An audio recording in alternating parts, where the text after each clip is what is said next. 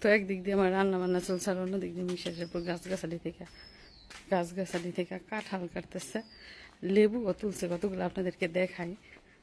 এই যে দেখেন লেবুগুলা দেখতে পাইতেছেন, একদম দেশি কলম্বো লেবু, আর এগুলা হচ্ছে মনে হয় এলাচি লেবু।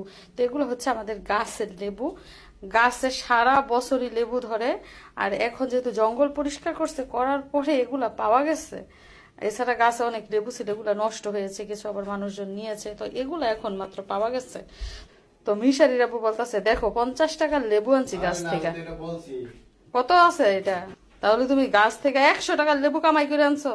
এদিক দিয়ে দেখেন দেশি মুরগি একটা রান্না করেছি, এতটুকু হয়েছে, এবং ভুনা ভুনা করেই রান্না করেছি। ভাত রান্না করেছি, এখন প্লেটের মধ্যে বেড়ে নিয়েছি, মিশারিকে খাবার দিব।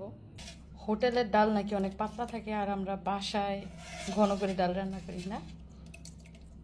আসলে ঘন ডাল থেকে নাকি পাতলা ডালই ভিটামিন বেশি। তারপরে এই যে দেখুন কচুর মুখির ভর্তা। তো এই যে আরো একটা উপহার রেডি, এটা হচ্ছে মিশারির আব্বুর আরেক মামার জন্য, উনি ঢাকা থেকে এসেছেন। তো শুধুমাত্র উপহার নেয়ার মাঝে যে আনন্দ তা কিন্তু না, উপহার দেওয়ার মাঝেও কিন্তু অনেক আনন্দ রয়েছে, অনেক খুশি রয়েছে। তো আলহামদুলিল্লাহ সবার উপহার সবার কাছে পৌঁছে দেয়া হচ্ছে। হ্যাঁ রে, তুমি এত খুশি কেন? কি হয়েছে? তোমার বাবা কি আনছে? ও রে, ফুল লুরি আনছে।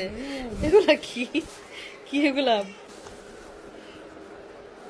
ওরে বুট আনছে দেখি, এগুলা তো চটপটির বুট।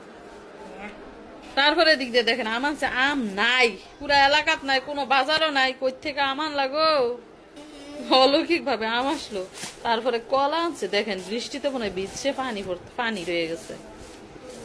তো আমার শাশুড়ির জন্য আম আনছে, শাশুড়ি আবার আম দিয়া ভাত দিয়ে খাইতে পছন্দ করে।